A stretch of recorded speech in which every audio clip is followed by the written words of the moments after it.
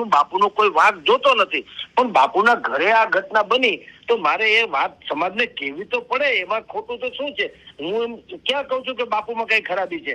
પણ ગંગા પવિત્ર છે એટલે ગંગાની ગંદકી પણ પવિત્ર હોય એવું તો કેમ માનવામાં આવે? એ મિત્રો તમને બધા લોકોને તો ખબર પડી જ ગઈ છે કે મિત્રો મોગલધામના મણિધર બાપુની દીકરી જે આ મિત્રો વાત કરી તો જે થયું છે, ત્યારબાદ અત્યારે સોશિયલ મીડિયાની અંદર ઘણા બધા વિડીયો વાયરલ થઈ રહ્યા છે. સાથે મિત્રો વાત કરી તો આ ઘટના અત્યારે ભાઈ વાયુના વેગે ફરી રહી છે, જેમાંથી ઘણા બધા પત્રકારોએ મિત્રો આના ઉપર એમ કહી તો પોતાનું નિવેદન આપ્યું છે.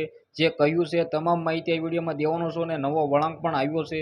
જે આ મિત્રો વાત કરી તો આવનારા 2 થી 3 દિવસની અંદર બાપુના ત્યાં મિત્રો વાત કરી તો સમૂહ લગ્નનું આયોજિત કરવામાં આવ્યું છે.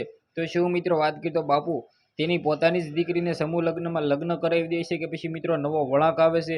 બધી જ માહિતી આ વિડીયોમાં દેવાનો છું. પણ એની પહેલાં સૌથી પહેલાં હું પણ મિત્રો બાપુને એમ કીધું માનું છું, દિલથી સપોર્ટ કરું છું. મિત્રો આ વિડીયો પણ બાપુના સપોર્ટમાં જ છે, કારણ કે મિત્રો વાત કરી તો બાપુ જે આ મિત્રો વાત કરી તો દીકરીએ કર્યું છે ને બાપુને અત્યારે ભોગવું પડી રહ્યું છે. કારણ કે મિત્રો ઘણા બધા લોકો કોમેન્ટો કરી રહ્યા છે કે બાપુ પોતાના ઘરે ધ્યાન ન રાખી શક્યા. તો ખાસ કરીને એવા લોકો માટે મારે કહેવું છે કે ભાઈ આ દેશ એ મિત્રો જાગૃત દેશ છે ને આ દેશની અંદર કોઈ પણ લોકો પ્રેમ કરી શકે છે, પ્રેમ આંધળો હોય છે. પરંતુ મિત્રો વાત કરી તો આપણે એના વિશે વાત કરવી નથી.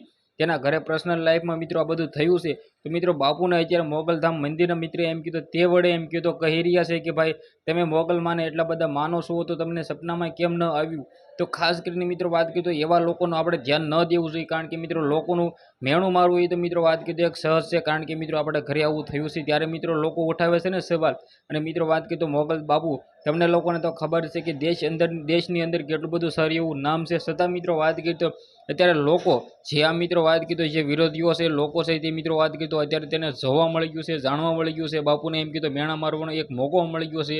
તો ખાસ કરીને એવા લોકો મિત્રો વાત કરી તો તમારા ઘરે પણ આવું થઈ શકે છે. નહીં કે મિત્રો વાત કરી તો બાપુના ઘરે એકના ઘરે જ નથી થયું, આવનારા ટાઈમમાં તમારા ઘરે પણ થઈ શકે છે. તો તમે પણ યાદ રાખજો ને મિત્રો ખોટા બાપુને મેણા ન મારો. બાકી આ વિડીયો વિશે તમારું શું કહેવું છે? વિડીયોને બને એટલું શેર કરી દીજો, સબસ્ક્રાઈબ કરવાનું ભૂલવાનું નથી. આજના વિડીયોમાંથી આટલી જ માહિતી. આપણે એક નવો વિડીયો મળી ત્યાં સુધી બધા જ લોકોને જય હિન્દ, જય ભારત.